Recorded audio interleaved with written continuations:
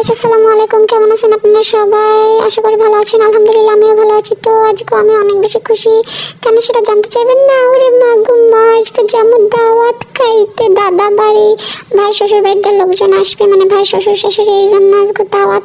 মেলা দিন পর আজকে দাওয়াত পাই। আমি তো খুশির ঠেলায় বাসি না, কতদিন হয়ে গেলে দাওয়াত খাই না। এই যে ছোট বোনটা হাড়ে একটু উড়িয়ে লইলাম। আমি মনের খুশিতে গান গাই, লা লা লা লা লা লি লি লি লি লি রু রু রু রু।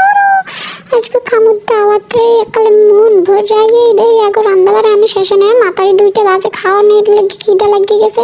এরা এখনো পোলাও রান্ধে, কবে হইবে আল্লাহ জানে। এরপর হ্যাঁ তো খাওয়ানো নিয়ে চলে গেলাম একটু কামরাঙ্গা গাছটার তলায়। ও মা, কামরাঙ্গা সব খাইয়ে দিয়েছে। তোরা জানতি না যে আমি আসবো? আমু আমার লাগে একটা মাত্র থুইতি নাই, গাছের অর্ধেক থুইতি। বাইরে ভাই সঞ্জিদা, তোরা কামটা খুবই খারাপ করলি আমার সাথে। যাই হোক, হতাশ হয়ে চলে গেলাম আবার রান্না বাড়ার দিকে। ও মা গো মা, দেখি রান্না হওয়ার আগেই আমি খাওয়া শুরু করে দিতেছি। যাও খাত মিলাই লইলাম যে বাবা তুইও খাইতে এসো মুইও খাইতে এসি, মোর হয়েছে গো এক দল। তুই তো আগে খাইয়ে লইলি, যাক কিছু করার নেই। এরপর আইয়ে গেলাম আমি আমার বড় চাচারে দেখতে। আমার বড় চাচা অনেক অসুস্থ, সবাই তার জন্য দোয়া করে দিয়েন। আর সে দেখেছি সে ঘুম, তাই জন্যই তারে আর জ্বালাইলাম না। তারপর চলে এলাম মেহমানগুলো গিয়ে কি কেনাকাটা হয়েছে তাই দেখা লাগে। ওরে ঝোলা শাড়ি খুলতেও পারে না ঠিক মতন।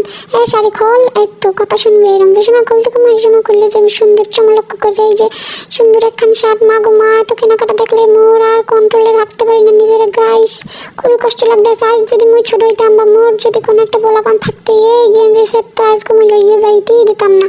ছোট পোলাপ করতে লইয়ে আমি পলাম দিতাম, শরীর লাগলে খাইতাম না।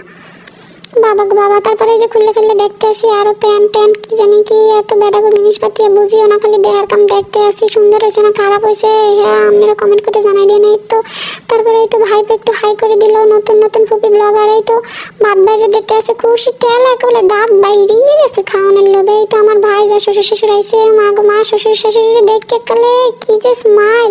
এই যে আমরা একটু খাওয়ান লোন দেখাই লইতে আসলাম।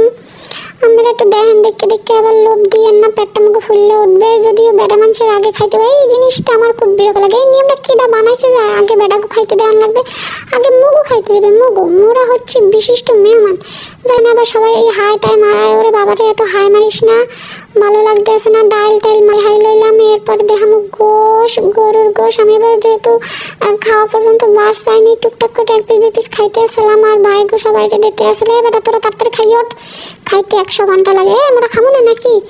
সারাদিন পর আইসে একেবারে এই প্লেট পেতে লইয়ে বসে। আমাকে খাওয়ার চান্স দিবি, আগে বড় বোনেরদের আগে খাইতে দিতে হয়, তারপরে বেড়া। এই নিয়মটা কালে উল্টাই হেলাইতে পারলে আমি খুশি হইতাম। অবশেষে সে খুশির সময়টা আইয়ে পড়লো যখন আমরা ফাইনালি মাইয়েরা খাইতে বসে। যাই হোক খাইতে খাইতে খিদাটা এককালে মারতে গেছিলো, বেশি একটা খাইতে পারি নাই। কি আর করার, খাওয়া দাওয়া শেষ করে কাকুর দোকানে একটু কুক মারতে চলে যাবো এবার বাড়ির দিক। সবাই ভালো থাকেন, আল্লাহ হাফেজ।